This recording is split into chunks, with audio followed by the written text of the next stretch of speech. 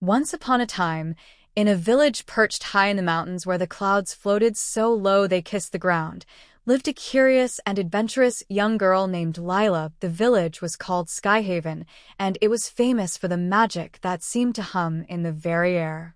Stories of enchanted creatures, flying brooms, and mysterious caves swirled around the hearths of every home. But there was one story in particular that fascinated Lila more than all the others. The legend of the hidden crystal cave. Skyhaven was no ordinary village, for nestled in the heart of a forest of towering silver-leafed trees was the magic swing. Every child in the village knew about it, but few were brave enough to sit on it.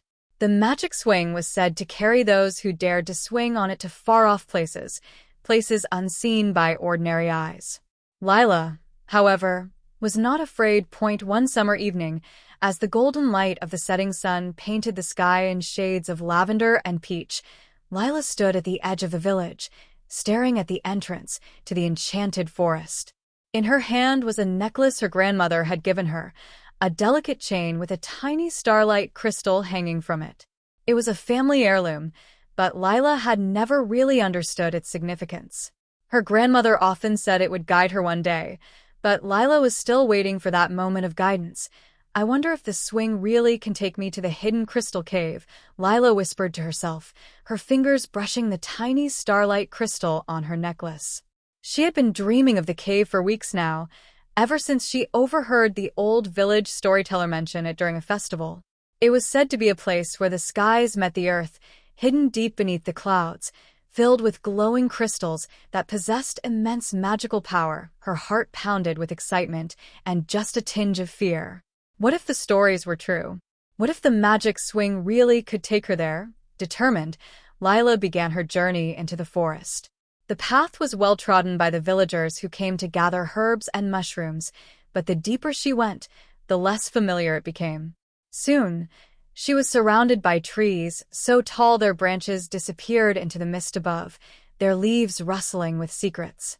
Finally, she reached the clearing where the magic swing hung from the branches of an ancient silver oak tree. The swing swayed gently in the breeze, as if beckoning her. Lila took a deep breath and approached it cautiously. She could feel the magic thrumming in the air, and the hairs on the back of her neck stood on end. "Well, here goes nothing," she said, her voice barely above a whisper. She sat on the swing, her heart racing, and gripped the ropes tightly. The moment she did, the wind picked up, swirling around her in a dance of leaves and light.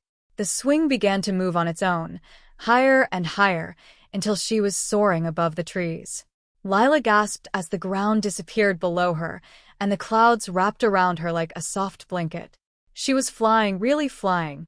Lila laughed in delight, her fear forgotten, as the swing carried her higher still, up into the floating clouds. It was like riding a breeze through a dream, the world below fading away. She felt weightless, free, as though she had left all her worries behind in the village. After what felt like hours, but was likely only minutes, the swing began to slow, descending gently. As the mist cleared, Lila saw a vast landscape spread out beneath her. Unlike anything she had ever seen before, the sky was a deep twilight blue, scattered with stars that twinkled like diamonds, and the ground below was a forest of sparkling crystals that glowed with an inner light. Lila's breath caught in her throat. She had found it, the hidden crystal cave. The swing came to a gentle stop at the entrance of the cave, where a shimmering veil of light marked the boundary between the outside world and the magical realm within. Lila slid off the swing, her legs trembling with excitement, and stepped toward the cave entrance. As she passed through the veil, a warmth spread through her body, and the starlight crystal on her necklace began to glow faintly.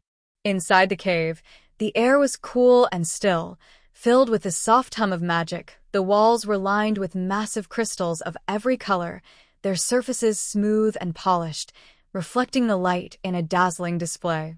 The floor was covered in a fine, silvery dust that shimmered with every step Lila took. In the center of the cave stood a towering crystal formation, its surface covered in intricate carvings and symbols. At its base, Lila saw something that took her breath away, a broom. But not just any broom.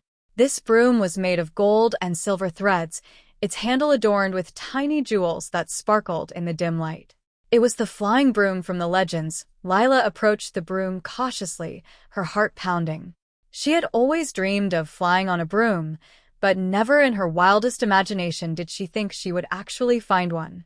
As she reached out to touch it, the broom quivered slightly, as if alive. "I don't believe it," Lila whispered, her fingers grazing the smooth handle. The moment she touched it, a surge of energy shot through her, and the broom lifted off the ground, hovering just above her head. Lila's eyes widened in wonder as she realized what was happening. The broom was waiting for her. With trembling hands, Lila mounted the broom, and as soon as she did, it shot into the air, carrying her through the cave and out into the night sky. The sensation of flying on the broom was completely different from the swing. It was faster, more exhilarating. The wind rushed past her face, and the stars above seemed so close she could almost touch them.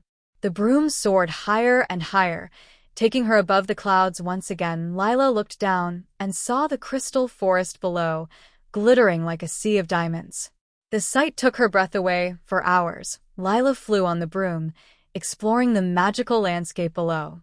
She discovered hidden valleys filled with glowing plants, rivers of liquid light that flowed like molten silver, and towering mountains that seemed to reach the very stars.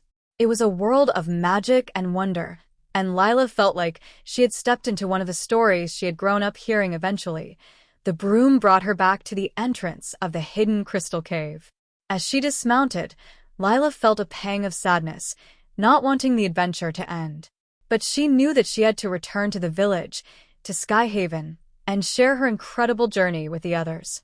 Before she left, Lila took one last look at the cave. The crystals glowed softly, as if bidding her farewell, and the tiny starlight necklace around her neck pulsed gently. Lila smiled, knowing that this was not the end of her adventures. Far from it, with the flying broom in her hand, Lila stepped back through the veil of light and into the night. The magic swing was waiting for her, swaying gently in the breeze, and Lila knew that it would always be there, ready to take her on another journey whenever she was ready. As she sat on the swing and let it carry her back to Skyhaven, Lila thought about all the stories she would tell her friends and family. She had found the hidden crystal cave, flown on a magical broom, and explored a world beyond her wildest dreams. But deep down, Lila knew that there were still many more adventures waiting for her, hidden in the clouds, just waiting to be discovered. And as she drifted back down to the village, the stars twinkling above, Lila whispered to herself, "This is just the beginning."